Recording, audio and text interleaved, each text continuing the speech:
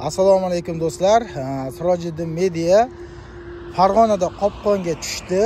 O'zi asli bu yo'llardagi qopqonlar mana shu O'zbekistonda avtoblogerlar ko'paya boshlagan paytda mana shu ayniqsa Maqsud Muzaffarov, Bahodir Brat bular rosa kurashganda mana shu yo'llardagi qopqonlarga nisbatan va erishgandi, yo'qolgandi. O'zi bir aqlga sig'maydigan narsada buni qaysi kalla bilan o'ylab topgan bular bilmayman. Farg'onada Oltiariqda hali ham bor ekan. Men shu videoni ko'rib qoldimda hozir o'zim yo'lda piyoda kelib ko'rsatish maqsadida keldim. Yevropada qanday? Yevropa deganda Yevropa bilan taqqoslamang deyishingiz mumkin. Yo'q, Yevropani rivojlangan davlatlar emas, Yevropani rivojlanmagan, endi rivojlanayotgan davlatlardan biri. Xorvatiyada qanday? Mana shu yo'llarda hozir sizlarga ko'rsatib o'taman. Xullas do'stlar, mana ko'rib turganlaringizdek mashinalar kelishadi. Qarang. Agar qayrilib olish uchun yoki yo'lda nargi tarafga o'tish uchun qarang, yo'llar nargi tomonga qarab kengayadi va yana bitta palasa ochiladi. Qarang. Hozir sizga ko'rsataman, mana ko'rib turibsizmi? Chapga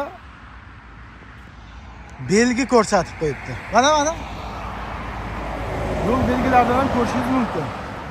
Keladi, yo'l bir tomonga kengayadi. Ana o mashinani ko'rib turibsiz. Bo'ldi.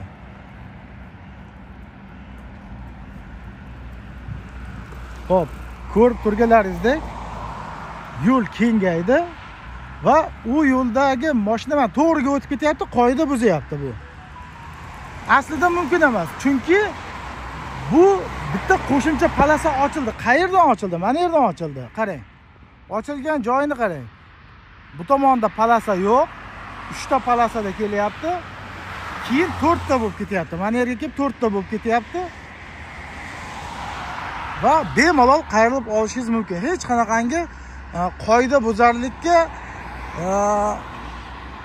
majbur qiladigan yo'l emas-da bular. Mana shu fuqarolarni o'ylagan maqsadda 4 ta palasa bo'lib ketyapti. Har bitta mana shu yo'llardagi qayrilishga xuddi shunday belgilar o'rnatilgan.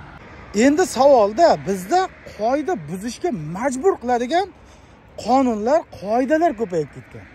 Nima maqsadda o'ylab topgan bularni barchasini mana shu fuqarolardan pul undirish maqsadida deb tushunamiz biz. Sababi aniq. Bo'lmasa bunday bo'lishi mumkin emas. Hozir yana ko'rsataman. Mana yo'l bu tomonga o'tgandan keyin palasa yana 3 ta bo'lib ketadi. Qayrilishga kelganda gedetda bir 30 metr 40 metrmi bor? 30 metr 40 metr 4 ta palasa bo'lib ketadi.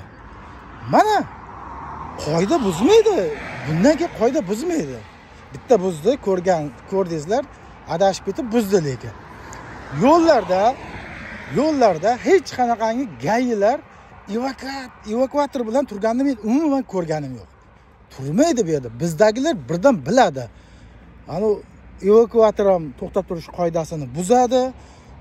Baribir mana shu jarimaga tushadi. Bilmayman, bu shunchalik bir fuqarolar bilan dushman munosabatda bo'lib ketganmi bular?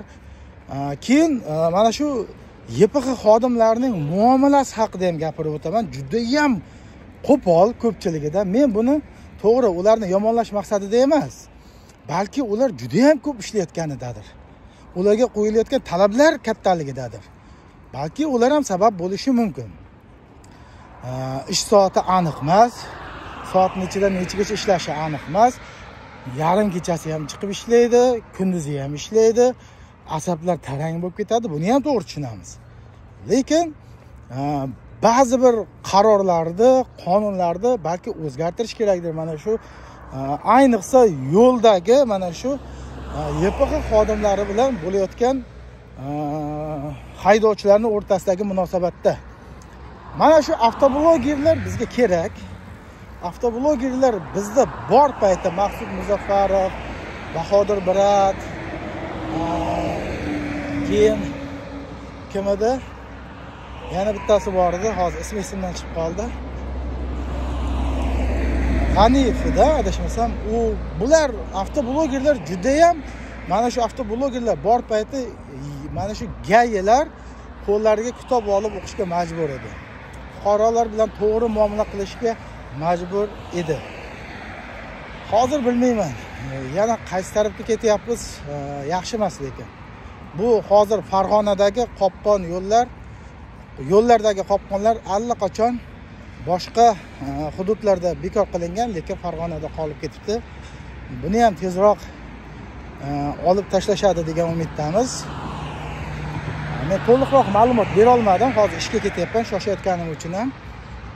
Hali bu yo'llar haqidagi ko'plab videolarni chiqarish kerak ekan, aynan bizga kerak.